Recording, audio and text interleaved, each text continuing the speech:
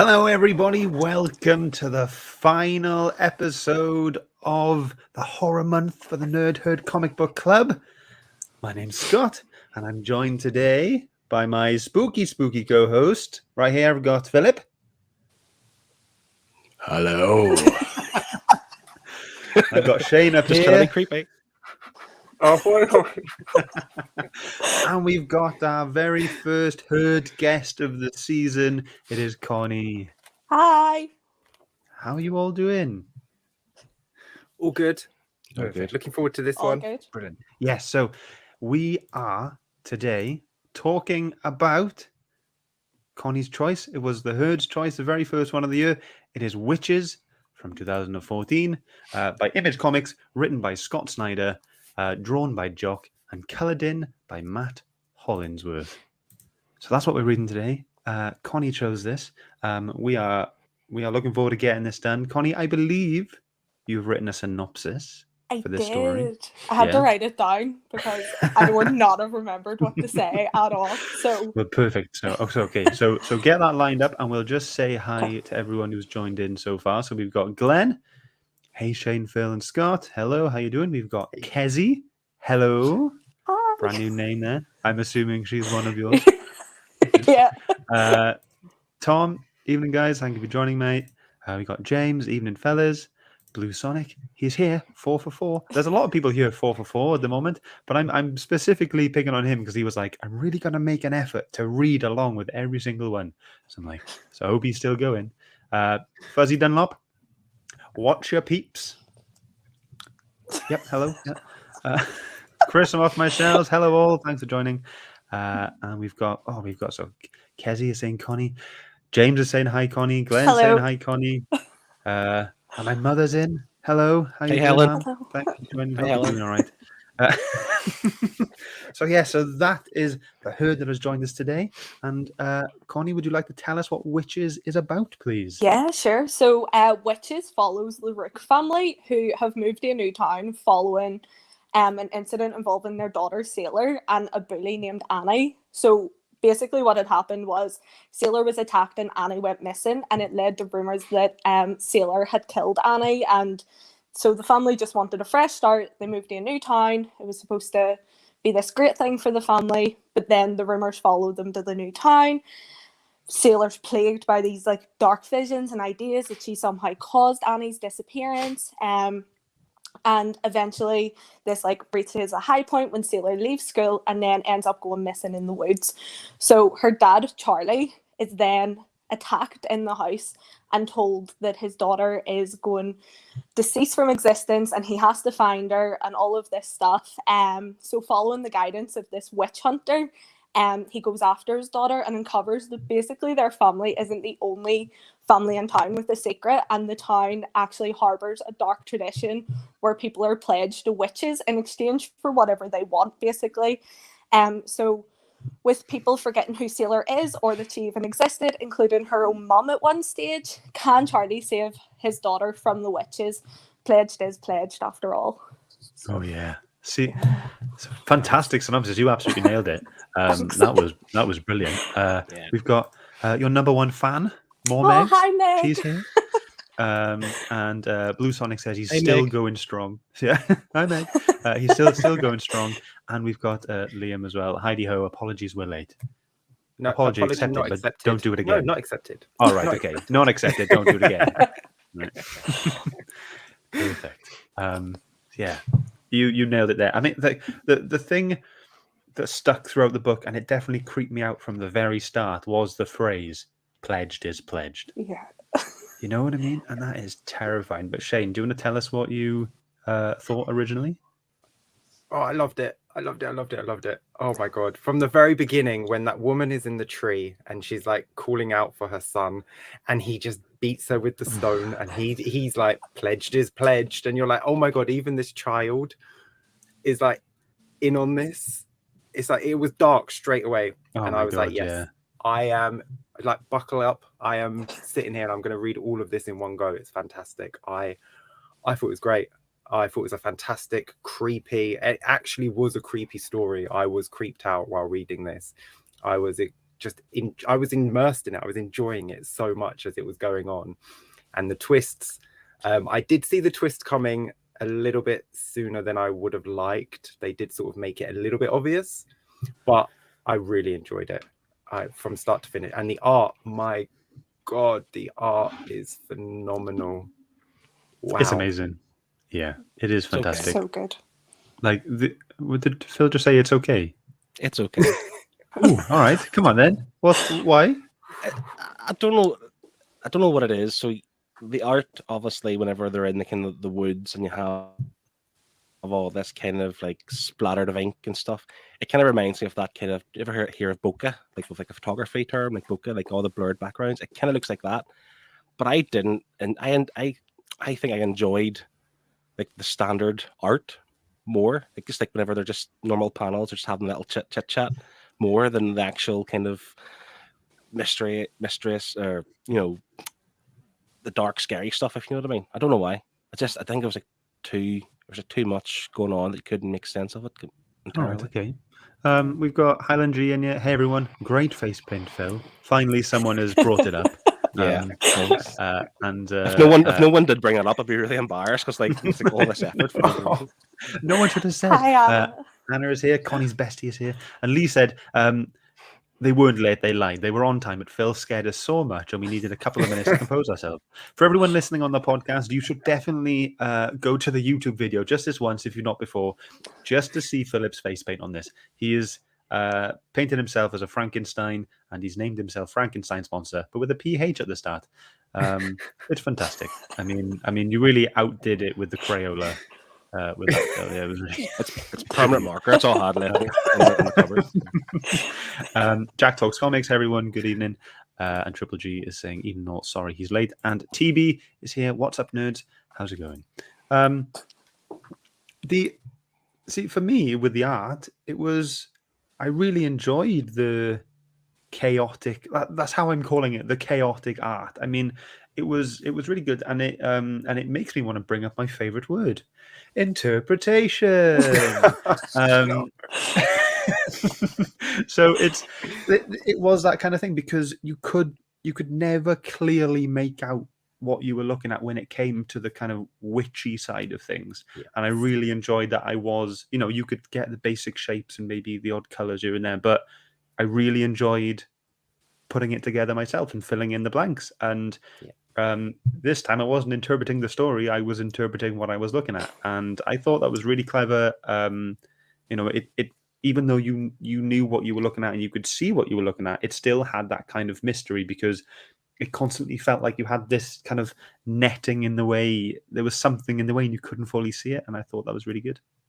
I think it felt like this is what something is killing the children. This is what the monster should have been. It should have been open for interpretation. It should have been something a lot more, it should have been this, because this was fantastic. And what you're saying there, Phil, about the pages, the blood spatter, or the they look dirty and grimy. It looked like you were reading an old, a water damaged book. And I really like that. It really added to the feel of it. I thought that was really good.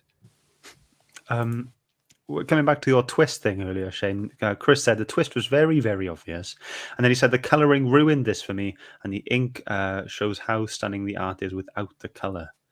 You see, this is so. I think Matt Hollingsworth. I think he's done like the White Knight series, and the colour in that book was fantastic. But I feel like in this book, kind of agree with what Chris is saying.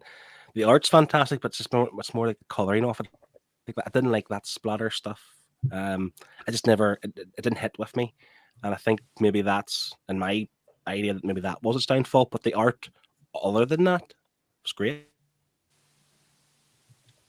Yeah, I mean, like stuff. It was just that, just the colouring. Just the colouring. Connie, what did you think overall? I really liked the art. So this was kind of one of the first comics I ever read. I think I first read this back in May. And I really liked the art. I liked that it kind of looked like, do you know when you used to get water on like an old photo? Yeah, I really liked that effect. And again, I agree that it was kind of left open for interpretation. This was my second time reading it, and I had to read it digitally because I didn't have my physical copy with me. Oh, no. But I was like, zooming in and being like, can I work out any more details? And I liked that I couldn't really. Like, it was sort of, it was spookier almost. Like, my mind kind of made it a bit scarier than I think it was. Yeah, I totally agree. I mean, there were definitely points where you could see this give like an almost terrifying aspect to it. I mean, it's hard to be scared of a comic, you know what I mean? But it can definitely get your heart pumping a little bit here and there, depending on what you're reading and stuff. And that's that. I genuinely did feel that a few times, and that's out of all of the books we've read this month for Horror Month. I've not felt that. So this is a definite plus for me in that term, in that way, for the kind of horror-y, terror-y aspect. Horror-y, terror-y. Can we get that on a t-shirt? We'll get that on a t-shirt. We also get this on a t-shirt, me going, interpretation. Lee's coming in, he said, I read this, but Beth didn't, although I don't think Beth would have liked the art, but I reckon she would have loved the story. However, he did feel a bit underwhelmed reading this. Really? But he loved Something's Killing the Children, which I think would contrast against you, Shane. Yeah, so he doesn't have a good taste in comics, so he does. I wonder if it's to do with like Snyder, like Scott Snyder being like, you know, one of the biggest names in comics in the last 10, 12 years. Yeah. And maybe the fact that, like what Liam's saying, like maybe he expected more, because I was similar to that. Like Scott Snyder's Batman stuff is fantastic, but his he's done some great stuff, like American Vampire, for example. No, you're here, Phil. That's okay. Yep. Carry on. So, like American Vampire and things like that, but like Undiscovered Country was poor. I'm not saying this is poor. I just think with Scott Snyder, there's an expectation there that everything's going to be fantastic. It's like automatically people have a high bar ready for this. And, well, okay. I mean, the only other thing I've ever read from Scott Snyder is The Court of Owls and the one after that, Night of Owls? City of Owls. City of Owls. Yeah, that one, yeah. Close. Yeah. And, you know, I like those. And personally, I thought, you know, this was still that kind of creepy aspect that we had in The Court of Owls. So it was on a similar level for me reading that. So it was, for me, the bar was level and he met my expectations with that kind of stuff. The family stuff was done really, really well. He wrote that family fantastic. That dad is amazing. Yeah, the dad's so cool. That's one of my notes I've written down. Charlie is cool, and I really loved his relationship with Seal. Yeah, I mean, yeah, really like, cool. Yeah, it was great. Chris is coming in. He's saying he apparently created it using very watery watercolors, as opposed to the other type of watercolors that you get, which were layered over 2 layers of colors and ink. All right, that's cool. So there was a lot of different techniques going on then. That's pretty cool. And then they had the splash that was an overlay as well, because they show you at the back of the trade how they did that gorgeous, like, the weird like droplet splash effect, which I really like that. Personally. Yeah, I mean, it's a style I've never seen before, and it's a style I wouldn't mind seeing again, to be honest. It was very good. Very good. Shall we move on to everyone's pages? Yeah. Should we see what we've chosen? Should we go? Who should we go with first? Guest of honor. Shane. Say it again. I was going to say guest of honor. You get Connie's in there first. Okay, Connie, let's go with you. Yeah, let's go in order. Why not? Okay, so Connie, this is your page. Tell us why you liked it. I think I picked this one mainly because, again, interpretation. You know, this is clearly the witches. You know, it's sort of told that like these are giants and all of that, but you can't see them. Like, you're zooming in and you're getting tiny, tiny details. Like, you're getting the creepy mouth in the bottom corner. You're maybe getting a couple of eyes, some limbs, but nothing's all that defined. And I just thought it was really cool. I like the colors, and I like that kind of like really like zoomed in look at Charlie's face in the bottom panel, and you can't even see Sailor. So like, I know. Yeah. I just really liked it. I think when I turned that over, when I was reading it physically, I was like, that's a really cool page. And a second read through, it's still my favorite one. Yeah. I mean, the way they've conveyed, like the way they've done the lighting in this page was fantastic. And yeah, again, you can't really tell what you're looking at. Yeah, you've got the faces and stuff, but you know, how much can you really see there? But the thing, I remember this page and I remember seeing Sailor's face at the bottom panel, and it just being black. And I was at this point, I was like scared that she was actually like on the witch's side, and she was gonna like stab him or bite him in the neck or something like that coming from behind. But luckily that didn't happen. But yeah, that black face really like put me on a bit of edge there.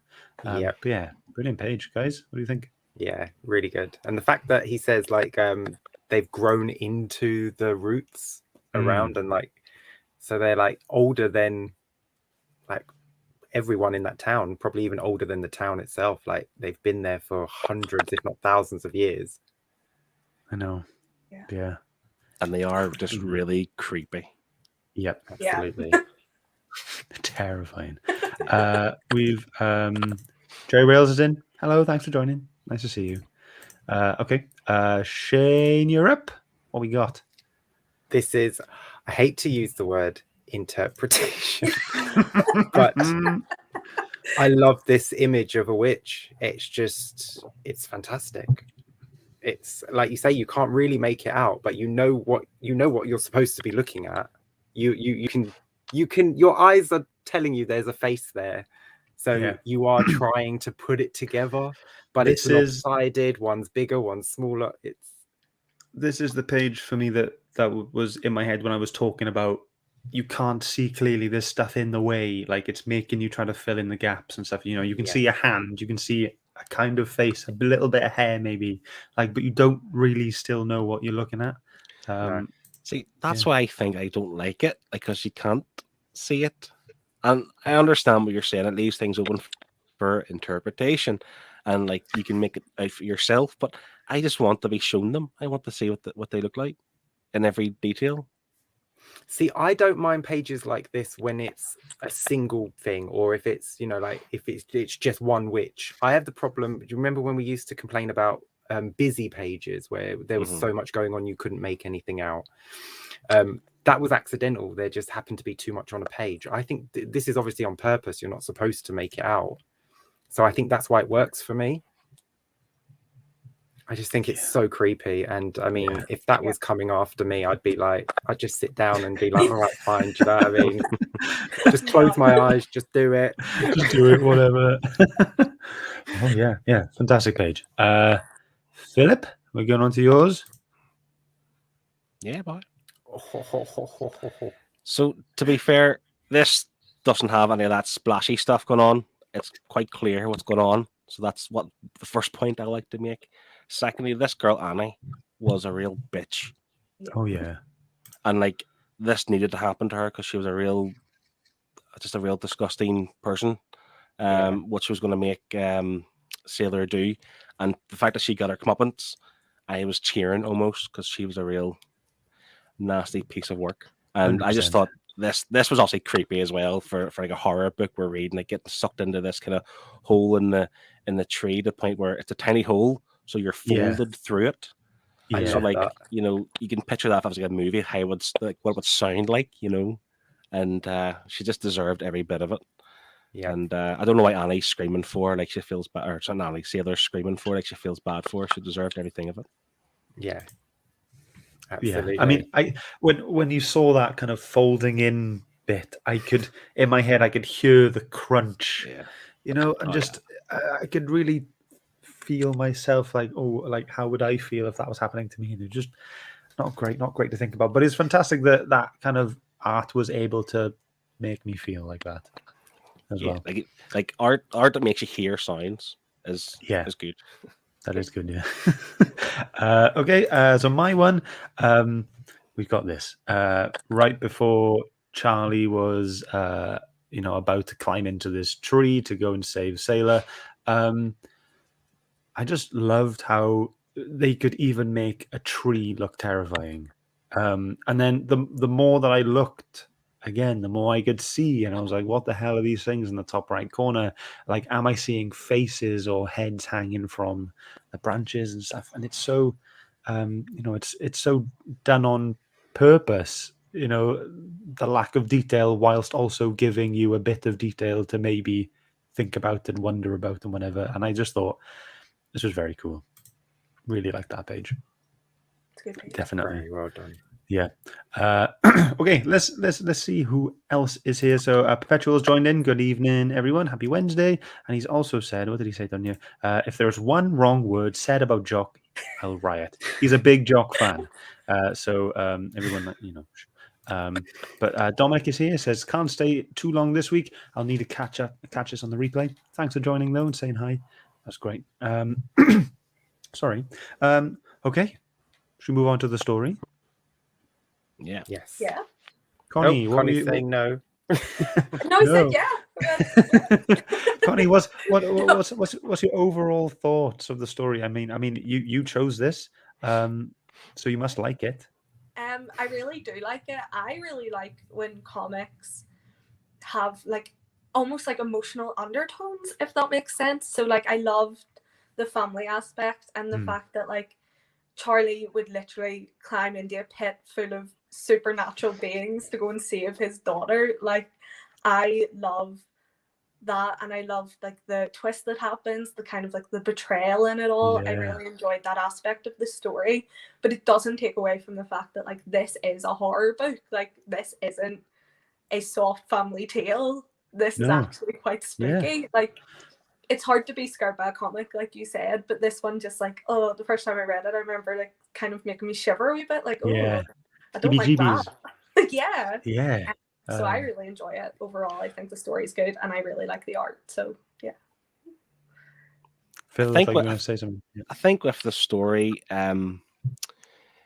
like there could have been 100 different ways they could have written and drawn this in terms of what they were looking for. If you know what I'm trying to say, like it's called Witches, so you're thinking witches, and they are witches, but they're not witches. I think they even reference it where they're not like beings with green faces and big warts in their face and so on and so forth. Like the fact that they've done that, something different and out of the ordinary, it's quite clever that they've thought of something different. Again, as Connie was saying, I love the family dynamic, and that even the fact that Charlie has a Ferris wheel. Is that a Ferris wheel? Yeah. What they call it? A tattoo on his shoulder, and of course you see that flashback where he says, "And I used to come here with my brother Reg," and poor Reg. I mean, he didn't get a big part in this story, did he? But he should have done. No, But- we did have Chris saying also the most underused uncle in the history of literature. Bless him. Yeah. I mean, even the fact that like Charlie was a comic book creator, wasn't he? He was creating a comic book. Yeah, he was. Yeah. Like, he's just such a cool guy. And I just Like, I honestly think that A children's storybook. It wasn't a comic book. It was a children's storybook. well, yeah, same thing. Yeah. I honestly think that Scott Snyder put himself into Charlie, the character. You know what I mean? Like he, like that. Because did you guys read this in singles or the trade? Trade. Trade, right. I read this in the singles, and most of the singles had like 2 or 3 pages of like forewords in them, and the first one kind of describes how this story was inspired from the fact that him and his friend, when they were children, used to go in the woods all the time, and they actually thought they saw this like 8-foot tall witch-like creature standing, just watching them from behind the trees and stuff. And as children, it freaks them out. And then he revisited 20 years later, and he thought he saw this witch again. And then the day after that happened, he started writing the story. But then he also talks about how his child really struggles with really like small fears, like he was scared of the tooth fairy and stuff like that, and then he stopped being scared of the tooth fairy and grew up, and then unfortunately became very fearful of school shootings, because that was quite popular.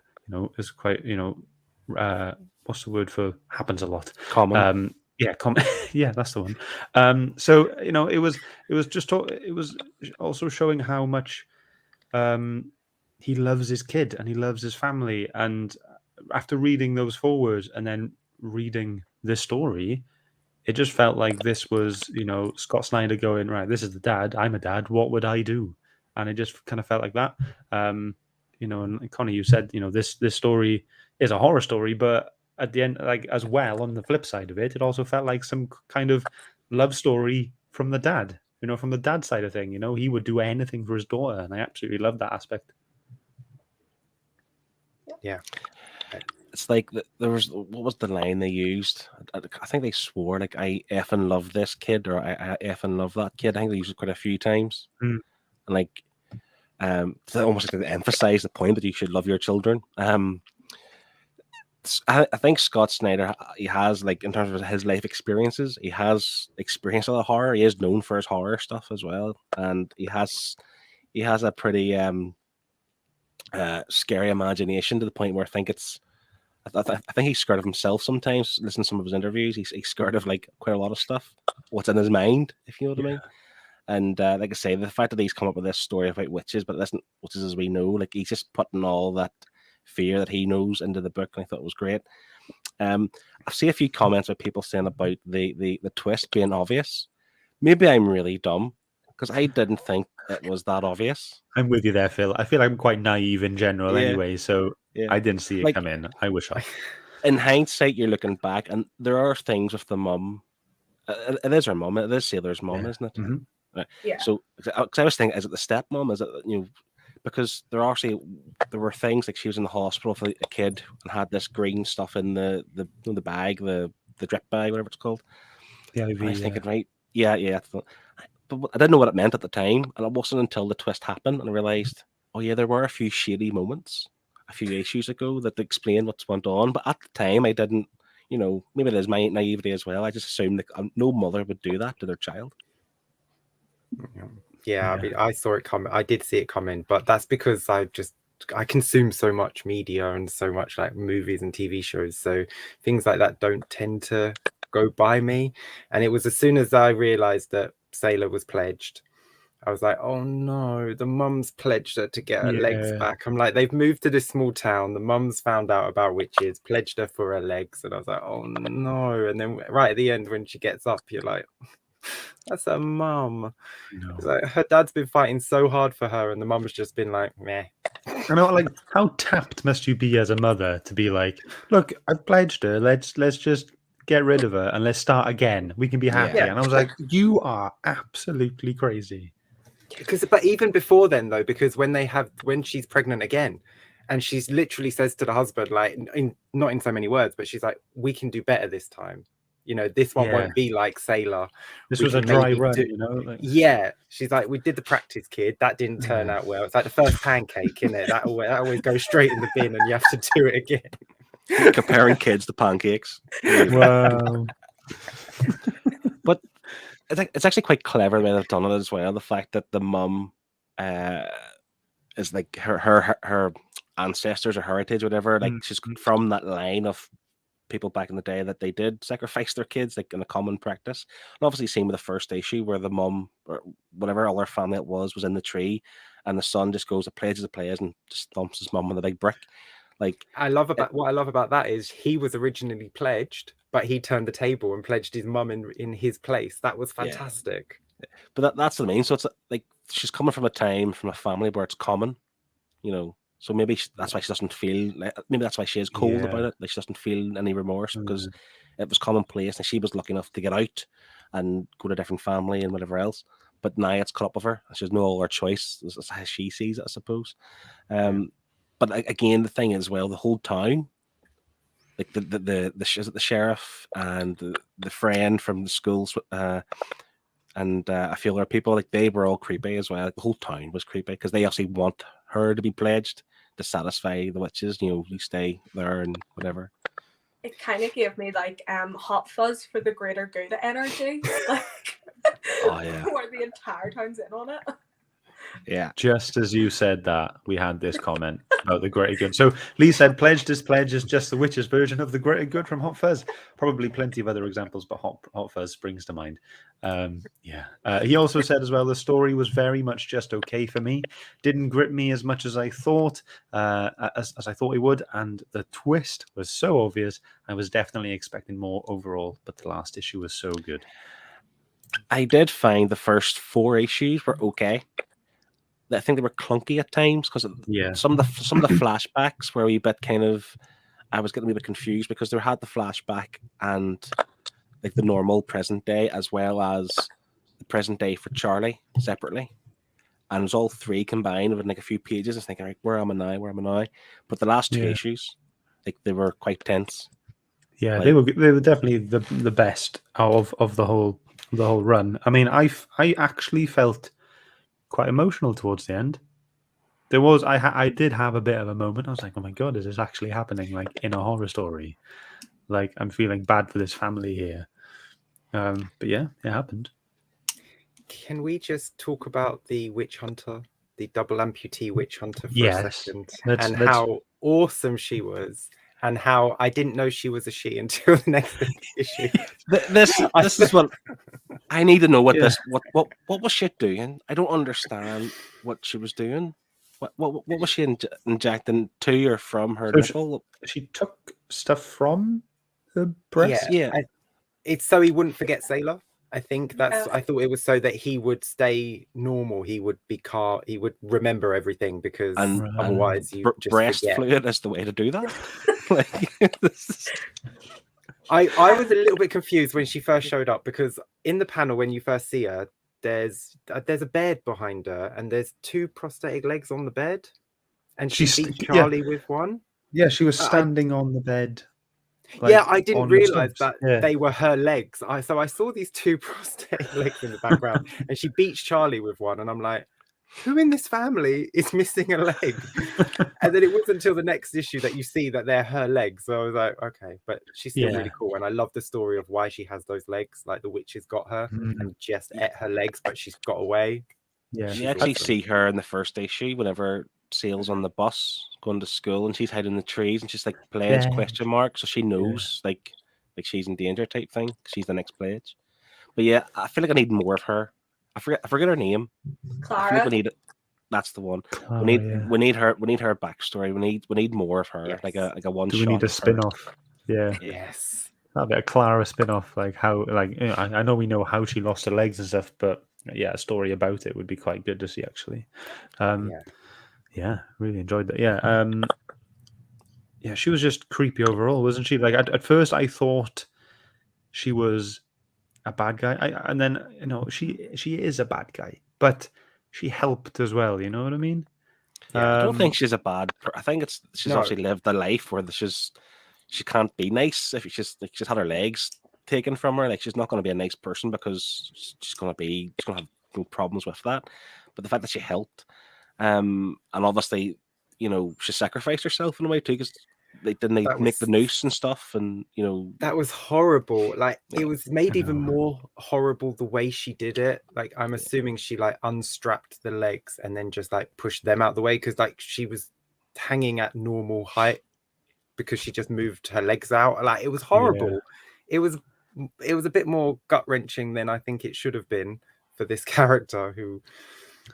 Only known for like a comic and a half, you know, an issue and a half. But yeah, it was. I've only just discovered she's female because before all this, you shaved head, old man. I was thinking, I thought it was a decrepit old guy beating the crap out of the dad in that issue. I was like, dude, he must weigh like 50 pounds. Just beat him up. Yeah, no. And then this man gets his boobs out, and you're like, wait, what? Wait a minute. I think we all very perky boobs for such an old lady as well. Is anyone going to say the joke? Or are you surprised they weren't as flat as a witch's tit? Oh God! No. All right, let's move on. Let's go. Yes. The invention of the pledging aspect in the story was very cool. I mean, to be able to sacrifice, you know, you just pick someone, don't you? You go, all right, okay, I want to have 20 more years in my life. All right, yeah, go kill Phil. First, like... I'm first. Of the three of us here and all ones in the chat, I'm first. I mean, you didn't tell us that you were going to get your face painted, so. You know, pledge. You throw me under the bus, I'll throw you under the bus. Pledge is pledge. I thought we all had great minds. We all think alike. Clearly not. yeah, yeah, it was a really cool aspect, and the fact that you know, the twist at the end is when you find out everyone else is, you know, pledged. Are they pledged, the rest of the town, or are they just working with the witches? They just No. like work for the witches. Like Yeah. they have like this like status quo going on in the town. They don't want to mess it up, type of a thing. Yeah, see, like that bit Yeah. did confuse me. Like, how Yeah. were they? Why are they on their side? How does it work? Like, are they being controlled? Are they just doing it on their own free will? Like, I didn't I understand that think part. no, it's free will. To keep the witches at bay, you pledge someone to them, and then you get a wish in return, and you make sure that people don't escape the forest, because that's why they come after them at the end, because he gets her back, and they're like, well, we can't have that because the witches will get mad. They'll want someone else, and then we'll have Yeah. to pledge someone we know, and we don't want to do that. And they all No. get sprayed anyway with the hose gun. Oh yeah. Yeah, when he Hopefully. yeah, I've got pledge on me. He literally just spreads them all with lemon pledge. Yeah, she's like, take this pledge, and I was like, oh, is that lemon? Yeah. I just heard Consuela going, no. There's, to be honest, I'm struggling to think of much more to say about the story. I think It was. I think there's things they could add, like we mentioned, like the town, for example. Like obviously this family, or the mother or the father and the daughter, they are out of towners. Like in a typical trope, I suppose, of books or movies, like you kind of highlight that more, that out of towners aren't welcome here, and but we want you here because we're going to sacrifice you. Like I think more could be made out of that. That maybe there's people go missing in the town. Maybe there's like the sheriff there's investigating disappearances or something or whatever, and Or they could have held a lot of annual events, or to draw people in. Which con? Yeah. Which con? I don't know which con. Any con, it doesn't matter. Chris is saying now, when he's picking his polish, he always thinks save money, buy a cheap brand. But pledge is pledge. There's no beating it. It's a good one. Yeah, but yeah, I think I'm on the same page as you, Phil. Like there is more stuff they could add, and I think I saw Liam earlier on put a comment in saying he was surprised there was no volume 2. I think they're going to work on it. I think I saw Jock in was it Killer Comic Book Club did an interview with Jock the other week. Yeah. And I think he mentioned in that it is coming at some stage. It just Awesome. I think it's finding time because obviously he's doing like Batman and stuff. And Oh, yeah. Scott Snyder. So that's the thing. It's the Killer Comic Show is what they're called. But yeah, they Jock basically. I only know Jock really from the covers. He does really a lot of the time. He does his own stuff, but he's about to launch his own Batman stuff. But I think between Jock and Snyder, they're just both very busy with so many different projects that I think Snyder has said he wants to come back and revisit a lot of his own indie stuff. It's just getting it out there and getting time to actually get it done and team up with these people to do it. I mean, like when you see a book as well that has Scott Snyder's name on it and Jock's name on it, you're going to expect big things. So seeing both of these names before you guys read it, Shane and Phil, where was this? So like, where was your expectations before reading it, and then how did it meet that? It was quite high, but I don't think it met my expectations. Not. I don't mean like it bombed. It just didn't quite meet my expectations, because I mean, there are a lot of good things about that Snyder does, but then again, I've said before, Snyder can be hit and miss with his indie stuff. This has just maybe missed the mark of what I thought it could be. Shane? Well, I had high expectations for the art, obviously, and they were met, and then some. For the writing, I'm not a Scott Snyder fan, really. I mean, I enjoy Batman, but it's Batman. It's really, really hard to mess up Batman. So I wasn't really bothered with the name Scott Snyder. I was just hoping it was a good book. I don't buy books based on writers or artists. I follow characters. So right. For me, I'm quite happy to jump into anything. Yeah.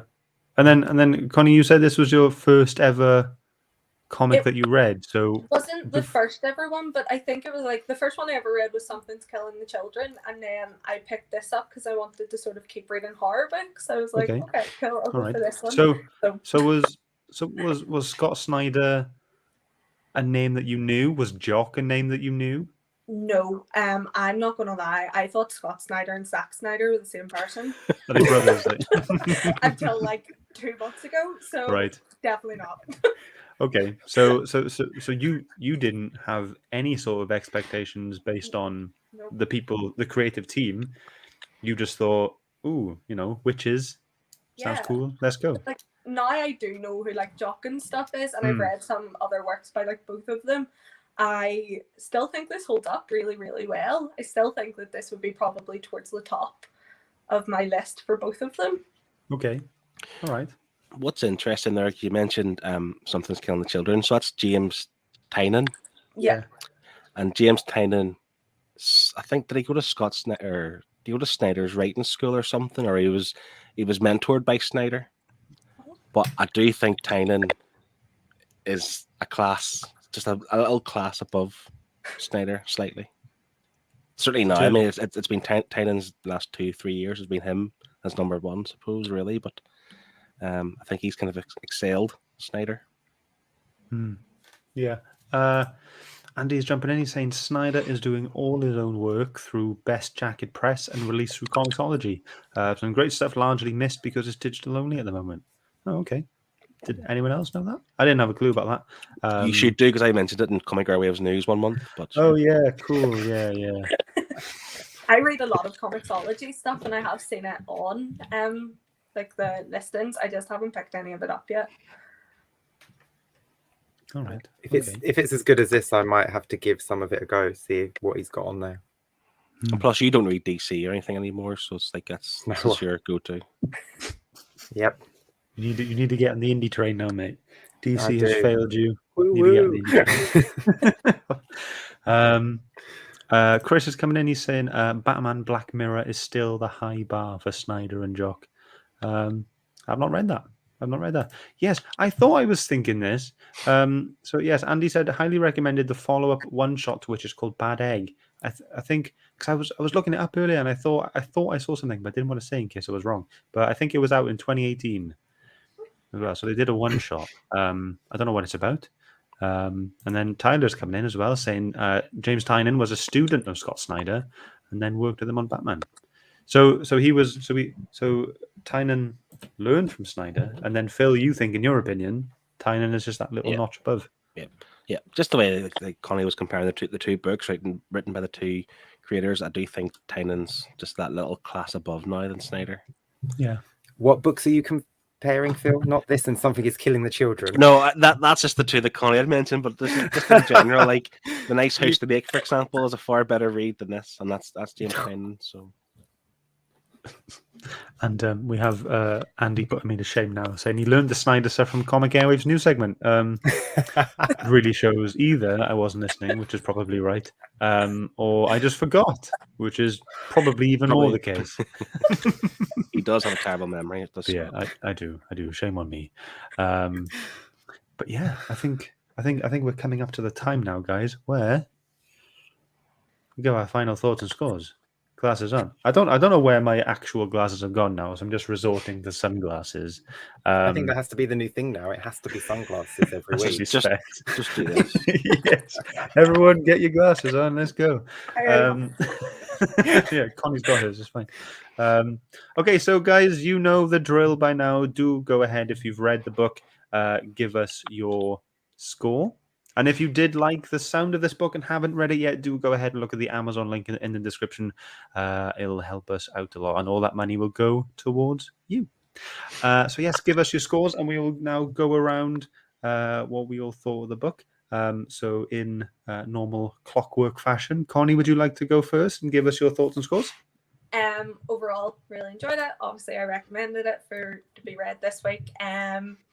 I think the art's good. I like the story. I like the family dynamic. I do think that there are some things that are kind of missing, or more that I would want to know about the universe.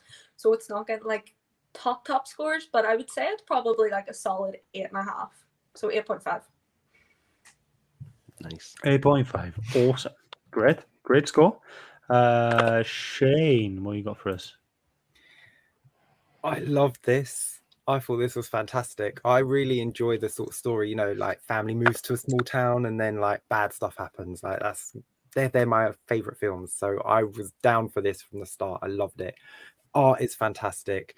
The family, the dad and the daughter, the family dynamic between those two, because none of them are perfect, but they're written so well and the love is there. Even when they're like arguing and they're having this back and forth, you can see that there's still so much love and respect there. I absolutely fell in love with this family. I want more. I'm really disappointed it was only 6 issues, because if this was ongoing, I'd have read right up to date with this, because I absolutely thoroughly enjoyed the entire thing from start to finish. There's a few little things. There are a few things in the book that you're like, could have left that out, should have put this in, should have expanded on this. But you're going to have that with everything as personal nitpicks. It's not the book's fault that it doesn't have everything for me. I think Connie is spot on with her score, and I'm giving it an 8.5 as well. Okay, great. Ooh. So we've only got 1 score in the chat so far. So got time, guys. Chuck your scores in if you read the book. Frankenstein, what did you think of the book? Well, I did enjoy it for what it's worth, and I actually didn't realize it was only 6 issues until before I came on. I had a wee look at it myself, and if it comes out again, or when it comes out again, I probably will want to read on. So that's a good thing. That's what you want from a first volume of a trade. Yeah. I did think it was quite clunky at times, with the flashback scenes. Even the little boy in the hospital, no one like saying things like "you smell like pledge." It's just there's little things like that I didn't really understand. Like you could have maybe beefed it up a bit more to let me understand what that meant. The art for me, I thought the art, like I said before, the art was good. I just didn't like the kind of splattered colors and stuff like that. The pencils were great. JOCK is obviously known as one of the better modern day comic book artists.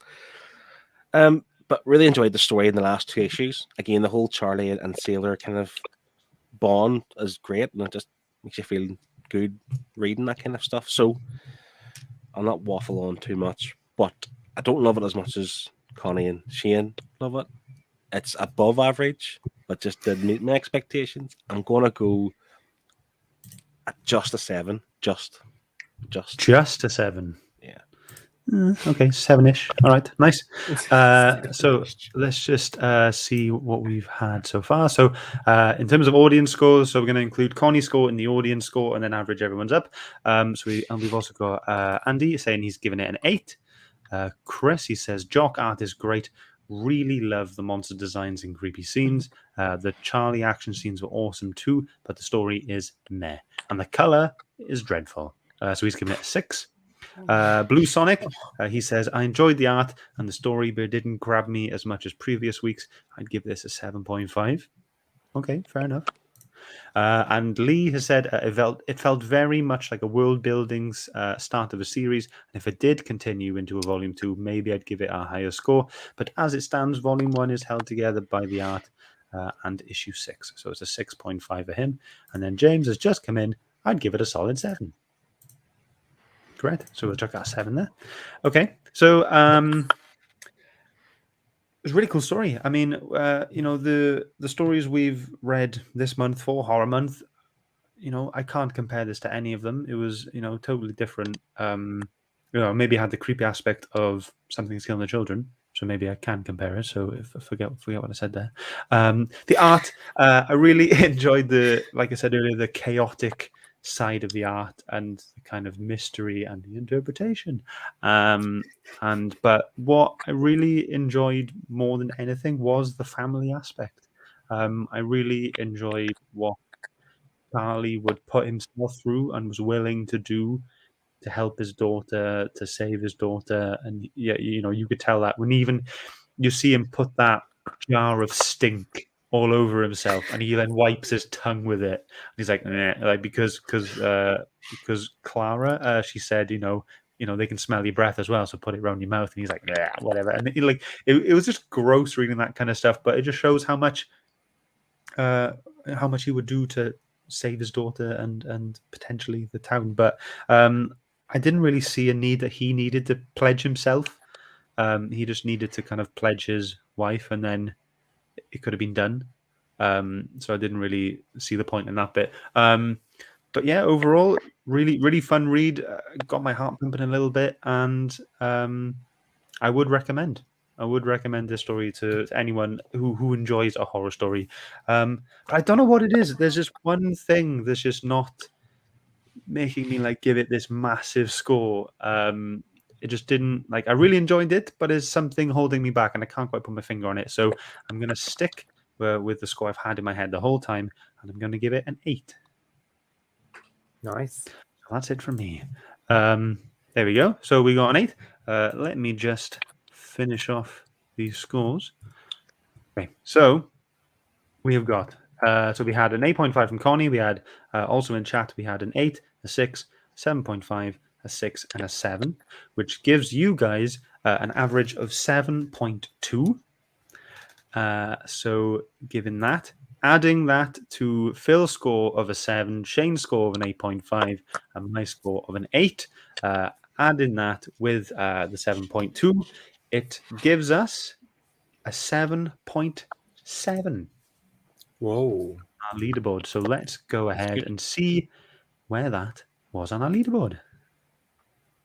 Ooh. Oh. Ooh. Folks, Joint I'm second. not even going to brag about this, my book now having 2 weeks at the top. It's the first book of the 4 so far. I'm not even going to brag about that. But we got our first joint already. We have our first joint Already. second already, which is great. But yeah, there we go.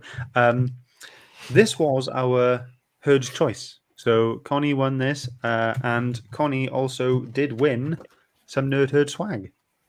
She hasn't received it yet. I don't have it. It's in Northern Ireland, but Yeah.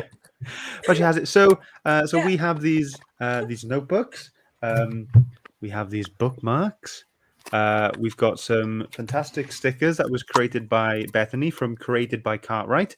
And whenever you win a Nerd Herd's Choice, then you will get this stuff for free. Just because you've watched and joined in and picked something. So, Connie, we want to say thank you very much for joining us. It was just been absolutely amazing having you. The best prize you feel to mention. So the best prize whenever you get your Herd's pick is that you have the potential chance to share screen with us for an hour on a Wednesday night. I mean, And Connie, you can vouch for this now. How great it's been. So everyone watching, yes. it's fantastic. It's an absolute riveting experience. I'd rather have the notebook. You can have everything. You can have it all. So yes. So keep in mind, guys, if you want to get your hands on any of this nice swag, then just vote on the Herd's Choice, and you could have a chance at winning it. But yeah, that is us. That we have today read Wytches in 2014 from Image Comics, and that is the end of our horror month. Shall we tell everyone what we've got coming up for the next wave? Yes. Perfect. Okay, so next wave, we're going back to a normal schedule. We have got Kaiju Score, that's Shane's pick. We've got The Kill Lock, which is my pick. And we've got Old Man Logan, which is Philip's pick. And then the Herd's Choice after that will be up to you. So do join in and let us know what you want us to read. Yep. But yeah, that's it. Should we go around? Let's do the honors and let's say what we've all got coming up on each other's channels. Connie, your Instagram only? Yes, I don't have a YouTube or anything like No. that. So my Instagram is at Sunstorms and Thunderclouds. So Great. I will get that linked up in the chat now, so you may get some new followers. But yeah, Shane, what have you got coming up? Big day tomorrow. Tomorrow over on my channel, Dawn of Comics, is Dawn of Comics Quiz Night 13 Trick and Treat, which is a good one. Really enjoyed this one. So it's 7 o'clock tomorrow, Dawn of Comics. Check it out. I'm play along live in the chat. And as always, there's a viewer competition, so you can win a prize as well. So Awesome. Listen, whenever the Quizler himself says he really enjoyed it, you know the participants didn't.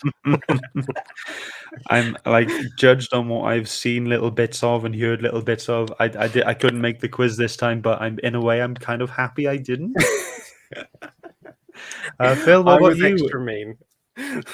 Phil, what about you? One of your weekly promises again, or If you recall last week, I didn't promise. I said at some point something will come on my channel, and it's the same thing. At some point, sometime in the future, I will produce a video again when a given time.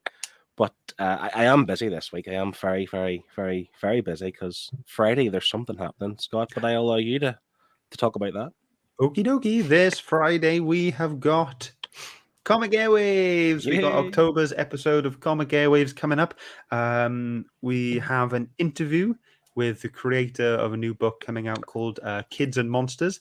His name is Adam Lawson. He's a really cool guy. If you watched last month's episode, he did a clip for the answer. He did a clip for us for the answer.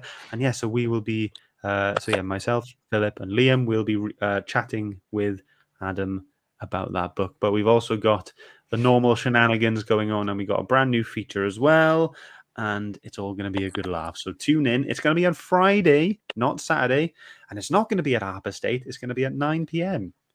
Purely because we're trying to help out Triple G. So Triple G will give him a shout out as well. He has a brand new show, kind of like a what if kind of thing. So like, what if we created a particular character? So what would kind of backstory would they give? So their first episode will be on Superman, and that will be this Friday at 7:30, and then straight after that we'll be moving on to Comic Airwaves.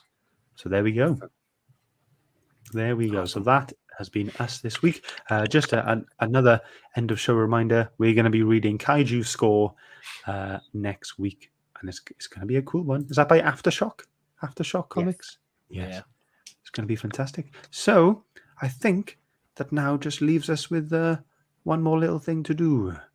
Connie, have you ever done this before? No, I haven't You've never done this before? No. Do you know what to do? Do you need instructions or? I might need an instruction, like a guideline. Okay, so you hand up like this, and then you move it left to right, and it's called getting your waves out. So thank you very much, everyone, for joining, and we'll see you soon. Bye-bye. Bye-bye. Bye. Bye, everyone. Love you.